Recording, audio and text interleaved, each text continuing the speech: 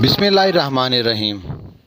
ये वाक़या पेश आया है 2 दिन पहले समड़िया लारी अड्डा के अतराफ़ में, जो रेडी बान ने रोड के इर्द गिर्द कब्ज़ा किया हुआ है।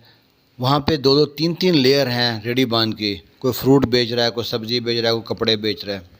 इससे नुकसान बड़ा होता है लोगों को, एक्सीडेंट का बड़ा ख़तरा होता है, रोड छोटा सा होकर रह जाता है। लेकिन गलती इंतज़ामिया की भी है। इंतज़ामिया आज एक्शन में आई है, उसका रिएक्शन आएगा, पब्लिक उससे झगड़ेगी, फसाद फैलेगा, लोग पहले ही महंगाई के हाथों बड़े तंग है। इंतज़ामिया को चाहिए जब एक बार इनको ख़त्म करते हैं तो दोबारा इनको ना आने दें। अब एक बार ख़त्म करते हैं, 15-20 दिन बाद दोबारा रेडी बान आ जाते हैं, रोड पे कब्ज़ा हो जाता है।